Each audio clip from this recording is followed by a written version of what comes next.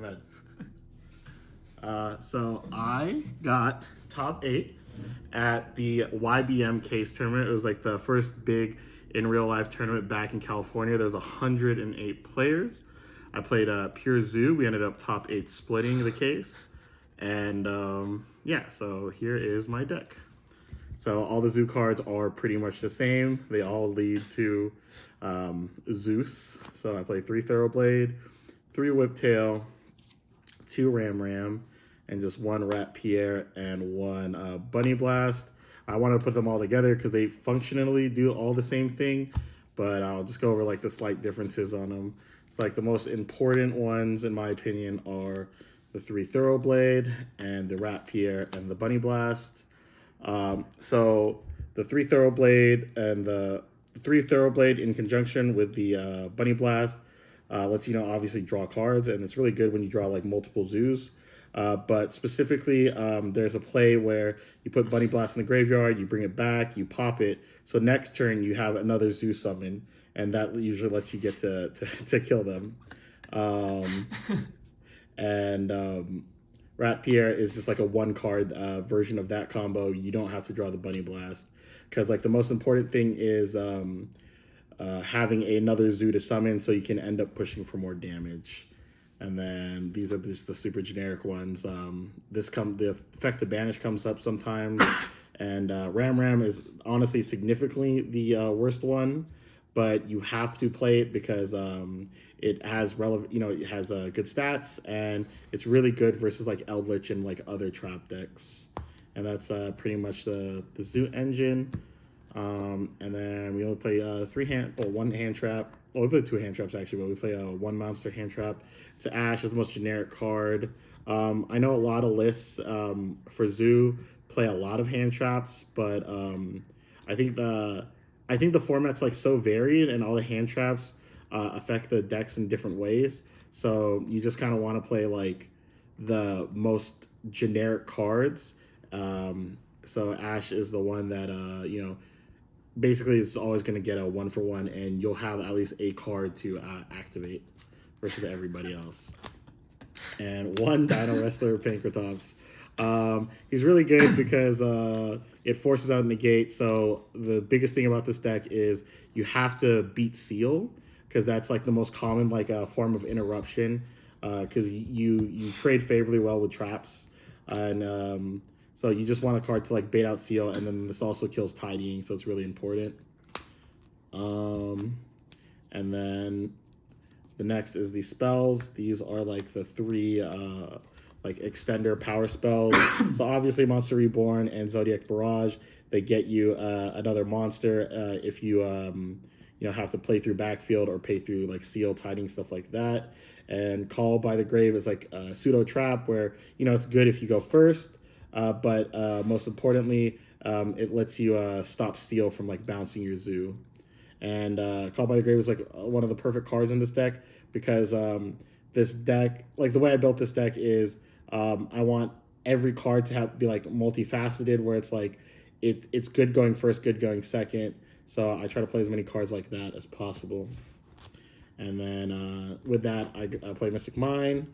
So this is like it's not like how it was before, where Mystic Mine is like a win condition because a lot of people don't play Cosmics or Twins, but a lot of people do play those cards. Mystic Mine is kind of like a dark, like playing Dark Ruler No More in the main deck, or like Regeki or stuff like that. It's really good because it stuns your opponent, and then you're able to blow it up with blow up Mystic Mine with Zeus. So it just like resets the game in like your favor, because you end up blowing everything up, and you have like a 4 material Zeus, 2 material Zeus. It's really like what pushed my deck over the edge. It's really, really, really broken versus Tri Brigade, because versus Tri Brigade, they have what's that card called? They have Appaloosa, and then they have the double Omen Warrior guy. I don't really the bounce dude, and they have the trap card set. You activate this, and then now they have nothing. Then you just summon a Zeus, you clear their board, and it's really easy. So then I play 3 Cosmic Cyclone because Trident is really good at killing monsters. So I just want stuff that hits backfield. And again, it's one of those cards where it's like it's decent going first, decent going second. So with Cosmic, it's a trap card against like the Dragon decks because it hits all their spells like the Boot Sector Launch or the Reborn spell. But then versus all the other trap decks, it's just really good going second. So that is going to be a common thing where I want to play cards that are good going first, good going second. Because like the cool thing about this deck is it's really how you say like a Swiss Army knife. You can it really does everything. Like you're the deck's so consistent and at just summoning a zoo that your opponent has to draw like the perfect like interactions with it, because if they just draw hand traps, it's not going to do anything. And then if they draw all engine cards, like I'll be able to like stun them a little bit and then come back. So they need to draw really. I think the way Zoo loses is if your opponent draws perfect, because this deck just draws really consistent all the time. So 3 tanky. This just goes along with all the. It's just more Zoo cards, and it lets you play like 4 Rat Pierre, and it always lets you search Bunny Blast. It's really important. I think this is the like second best card. Well, the best card in the main deck for sure is Pot of Desires. It's just your deck plays so fair that having a +1 is like all you need in this deck. And you literally play no combo cards. Sure, you can banish Bunny Blast. Sure, you can banish Rat Pierre, Zodiac combo, stuff like that. But all you're doing is just summoning 1 zoo, and then that usually gets you there. So like the +1 is like everything, and you don't really care about banishing anything. You can literally banish like 9 zoo cards as long as you have like 2 or 3 in your deck, you'll probably still be able to play. And then here are the Exodia cards. So my deck is like super low ceiling.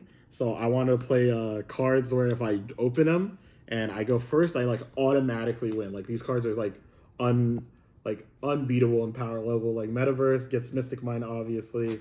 Imperial Order makes like 50% of like cards in people's decks dead, and Macrocosmos is just really oppressive versus Tri Brigade and other decks like that. Like just no one really gets to play when you have that card up. And also it's really good with Trident, because sometimes there's a lot of graveyard effects, and Trident popping a card usually doesn't do enough, but then with Macro it's like a straight plus. So these cards are like really broken going first. Yeah, and I guess this is the other one of this is literally the last card I added to my deck. I got this list. I got the shell of this list from like Herman Hansen, Ryan Yu. They're really good with this deck. I suck, so I played Zodiac combo to make it easier to like play the grind game. So like a common thing is you kind of have to know your audience. You have to know who you are. I'm not like the best player, so Zodiac combo definitely helps you mess it up. But I do have logic of why I think Zodiac combo is really good, is because so when you open up the the Rat Pierre Bunny Bass play, it gives you extra value because you get another card to send off Rat Pierre. So like your Rat Pierre isn't just like really redundant, because sometimes like adding back the Rat Pierre, and even though it can turn into a Zeus or it can turn into the Vespinato Beedrill card, it not having attack points isn't going to be as good as you adding back another zoo. But then it being able to send combos is like pretty helpful. So that's my excuse, 3 strike. So this is another one of those cards where it's like really good going first, really good, decent going second, helps you like break boards. So I think it's just like the best generic trap card. Then we play 3 Solemn Judgment. Solemn Judgment, obviously not that great going second, but it definitely helps with like the ebb and flow of the deck, where you like obviously going first is really good, but then if you can set up Mystic Mind with a Solemn Judgment, you could just like randomly win a lot of free matches. And the thing about Solemn that I really like is that Zeus handles all monster related like threats and like things like that, and then Solemn lets you basically just like stop the things that Zeus can't interact favorably with. And then 3 Infinite Impermanence. It's like it's not the best hand trap at all. There's a lot more impactful ones, but again, it's like the most generic one. I kind of just wanted to play a card that's like good going first, like this is actually a card decent going first, a lot better going second, and it's another way to kill seals. So that's like really really important. And like I think like a controversial thing about my deck is I'm playing like so many trap cards in a deck that makes Zeus, but like I think the hand traps, like they don't get value immediately, and then you have to like hope your opponent plays into it. Well, these cards, like just like the good trap cards, they instantly 1-for-1, 2-for-1 your opponent, and then you kind of just like never use Zeus until you need to, and that's like a common thing that like happens a lot when this deck is like I'll have like like double strike. You just like honestly just set one strike and then have a Zeus, and then you use the strike first, then use Zeus, and then you can set another strike. And also like playing like that where it's like you're being really cognizant of like not Zeusing away your own cards is really important, because like it makes like twin and stuff like that less of a blowout, so that's like really important. Let's go with extra deck. Is it 40 cards? I hate that you asked that, Ben. It's 41. Zodiac combo. Thanks, Ben. People know I'm a fraud now. I play Asa. So a lot of people play Megaclops. This is my only Link monster. I've never summoned it, but it's good because one, if you get Contact Seed, you can basically Contact Seed. I don't think anyone plays Flying Seed, but obviously if you go count Contact Seed, you can make this. And if you're playing like against other Zoo variants, you can summon a Zoo and then summon their Zoo, make it back. But it's just an out to Contact Seed. So it's just like there. And then I summon every card of my extra deck after. Let's go with the Zoos. Two Tiger Mortar, 3 Chakanine, 2 Borbo, 2 Hammer Kong, and 1 Trident.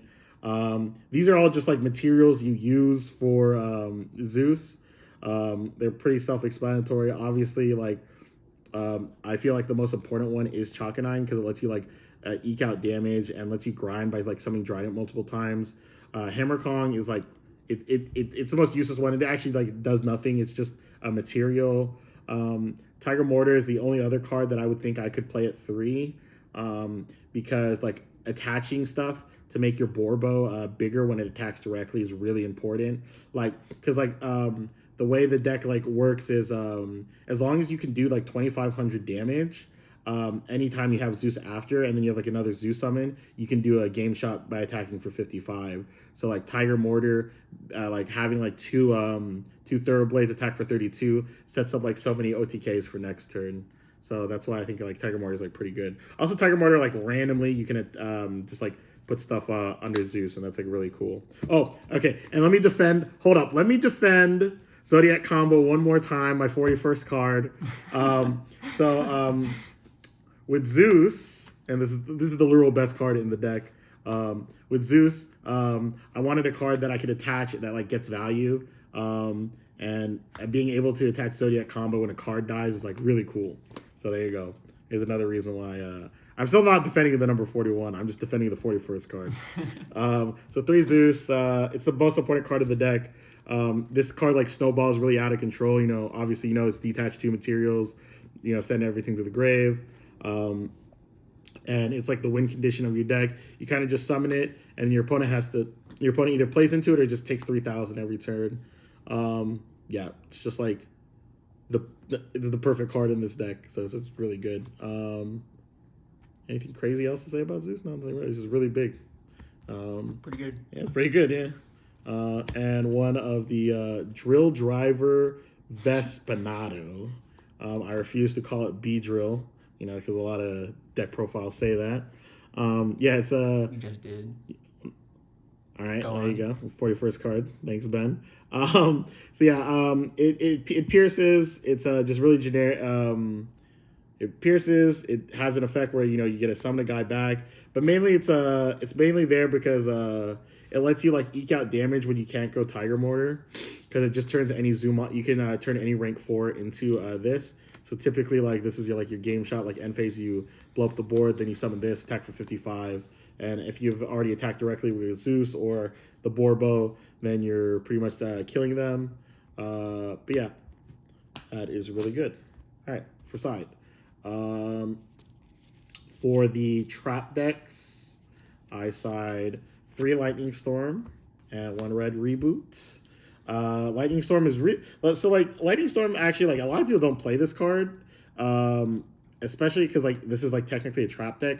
But the cool thing about Lightning Storm is it's normally live because you end up like Zeusing away your traps and stuff like that. So it comes up a lot, and you just want like good going second cards.